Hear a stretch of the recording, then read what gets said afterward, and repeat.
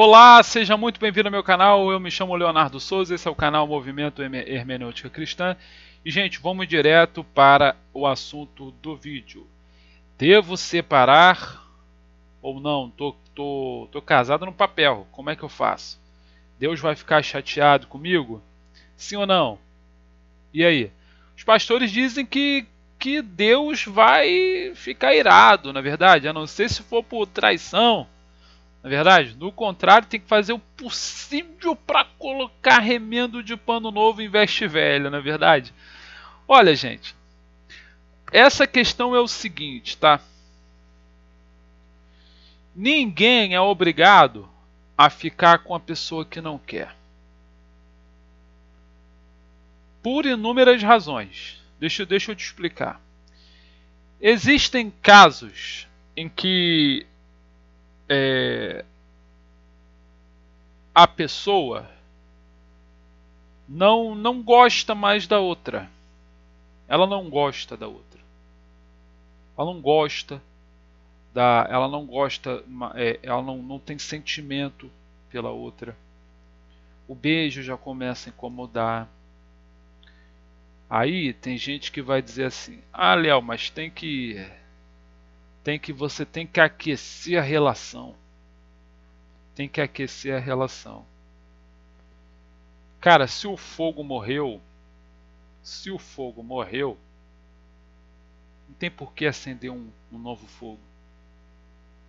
Não tem porquê. Se o coração está ficando triste, não tem porquê. Muitos casos, a pessoa, e isso é tão sério, gente, porque tem gente que se mata, tem gente que acaba traindo a pessoa.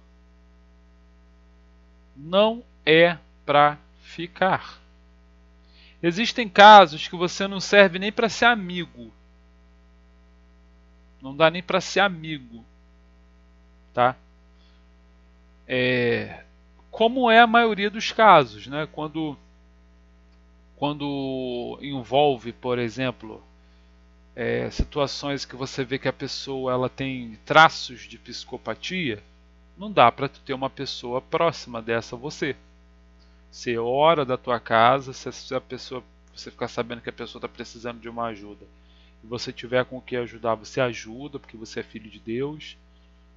Do contrário, não há possibilidade. Pelo contrário, em ficando próximo dessa pessoa, em mantendo ainda contato com essa pessoa, você estará fazendo mal à sua própria vida, né? Porque essa pessoa não está preparada, ela não é saudável, essa é a palavra certa, não é saudável você continuar com essa pessoa. Isso não vai trazer boas conversações, não vai trazer, não vai ser uma coisa que vai ser para a honra e glória de Deus, como se fosse uma reunião da igreja, né, que é feita de pessoas.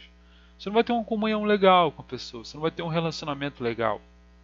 Então tem gente que não tem nem como, em situações que você vê que a pessoa está extremamente fria, você vê que a pessoa, na cabeça dela, os fins justificam os meios, então ela só fala de dinheiro o tempo inteiro, e ela não é solidária, ela não é uma pessoa que tem alma, que não desenvolveu uma alma, um sentimento, então não tem como, é impossível, tá? Você se dá bem com essa pessoa enquanto ela esteja dessa forma, tá? Petrificada. Então tem gente que não tem como. Então tem um monte de gente vivendo com pessoas assim. Infelizmente essa situação é a maioria. A maioria das pessoas são assim, tá? E aí, além de terminar o relacionamento, mas está no papel, que se dane, tem filho, não quero saber.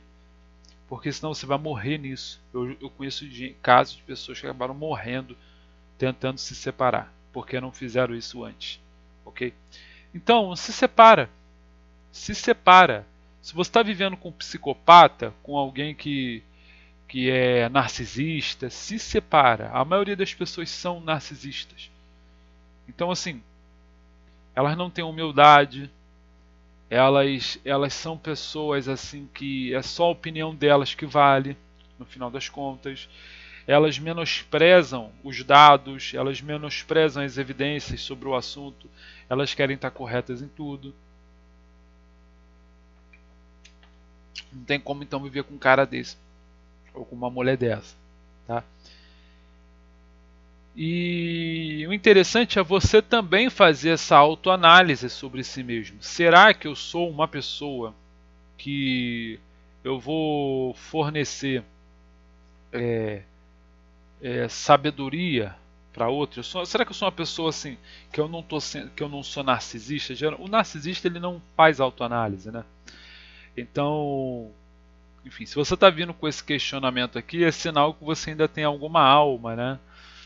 Que o narcisista nem nesse assunto ele é tão cheio de certezas e tão tirano nas suas relações e tão desnecessário que ele nem cogita isso, nem passa pela cabeça dele. Pelo contrário, ele estaria me vendo aqui como uma ameaça, né? O meu tipo de conversa ele é uma ameaça para um narcisista, né? Porque o narcisista só sabe fazer isso, apontar. E sempre quer manipular a situação para sair por cima. Na verdade, não interessa que você fale, ele é arrogante, ele é narcisista. Então vamos lá. Infelizmente, como eu mencionei, a maioria das pessoas vivem com narcisistas. Quando a pessoa não é narcisista, apenas assim existe uma amizade no fundo ali entre aquele casal. Ainda assim, se não houver o sentimento homem-mulher, nada mais é do que uma amizade, gente. Você pode estar amando a pessoa, mas você não gosta da pessoa. Entendeu? Existe essa diferença. Tem gente que ama muito o parceiro, mas não gosta. E existe essa diferença. Estou falando de gostar de mulher, homem, mulher. Entendeu? E você trata bem a pessoa, você ama a pessoa, você considera a história da pessoa de coração, você faz com sinceridade. Isso não quer dizer que você não vai errar com aquela pessoa, porque todos nós temos desvios, entendeu? Quem não for assim, que atire a primeira pedra. Quem não tiver pecado, que atire a primeira pedra. No entanto, não dá. Chega um momento que acaba fazendo mal para os dois, tá? No fundo é só amizade mesmo. Você às vezes na adolescência ali, na adolescência ali com 18, 19 anos casou porque a igreja pressionou, porque a igreja não aceita muito namoro, então engravidou, tem que casar, né? O cara, poxa, descobre que meteu o pé pela mão, né? Simplesmente pela pressão religiosa, né? Também pelo peso de ter engravidado a filha do pastor, de ter engravidado a menina da igreja, entendeu? E o pessoal de fora lida muito melhor do que os crentes com isso daí. Então assim, você descobre, no melhor dos cenários, que você desenvolveu apenas uma amizade pela pessoa, entendeu? Mas aí tem um fruto, tem um filho, né? Gerou um filho, por exemplo. Como é que faz? Né? Faz o que tem que fazer. Vai trabalhar para pagar pensão, vai ser honesto no trato com a mãe, vai ensinar o filho que deve honrar a mãe, independente de qualquer coisa. Se a mãe for uma pessoa narcisista, chega e diz: ó, a tua mãe, ela é narcisista, mas você não tem que ficar com raiva da tua mãe. Se a tua mãe precisar da tua ajuda, você ajuda. Se o pai é a mesma coisa, se o pai for narcisista e a criança está com a mãe, chega e fala: teu pai é narcisista, mas não fique com raiva do teu pai. Teu pai tá dodói. Não é saudável, o nosso relacionamento não teve como continuar, mas ele não está saudável. Tá fazendo maldade? Vai colher sim, é hipócrita sim, é nojento sim, mas é teu pai, você tem que ajudá-lo. Tem que estar disposto a considerar a hipótese de que ele pode se arrepender.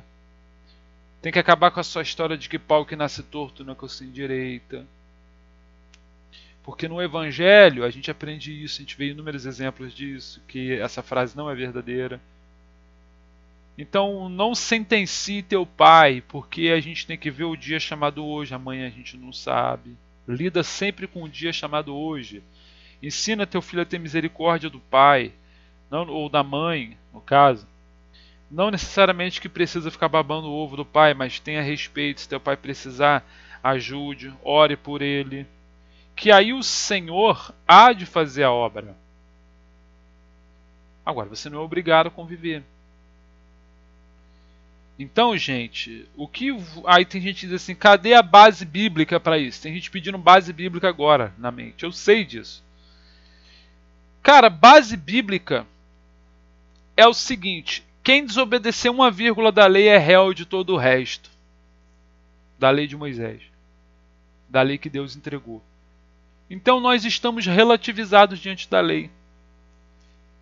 Todos nós estamos relativizados diante da lei. Então, mais do que quando Jesus disse assim, acerca do casamento, que ele falou assim, aquele que olhar com um olhar impuro para a mulher, que olhar com um olhar impuro, já cometeu adultério, já olhou querendo pegar a mulher, transar com uma mulher que não é dele, ou a mulher já tem, que não é a mulher dele, ou a mulher já tem alguém, né?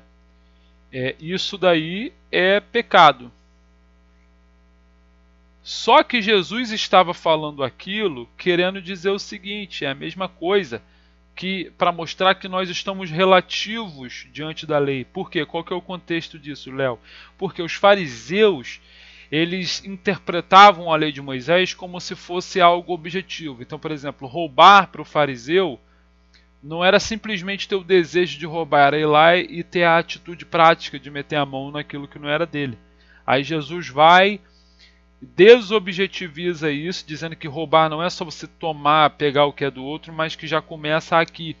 Ou seja, Jesus está dizendo que a lei de Moisés relativiza todo mundo, porque aquele que, mesmo que você não tenha pegado a mulher do teu próximo, que tenha transado, na mente já aconteceu. Então, na realidade, Jesus não está julgando essas pessoas, está dizendo o seguinte, para os fariseus, que a interpretação real e única e verdadeira da lei de Moisés é essa, é a relativização do homem em relação à lei. Por quê? Paulo diz, a lei é boa, a lei é santa, o problema é que nós é que somos ruins, nós somos maus. Por isso que Jesus veio morrer no nosso lugar. A lei serve para mostrar o contraste entre o ser humano caído e a perfeição que é a pessoa de Jesus. Então, entendeu isso é maravilhoso, porque você, na mesma hora, você entende, você consegue ter uma ideia, uma fagulha de ideia do tamanho do amor de Deus. Então, isso significa o quê? Que Jesus está julgando quem olha com um olhar impuro para uma mulher que não é dele, ou um homem, ou uma mulher que olha para um homem, enfim. Não.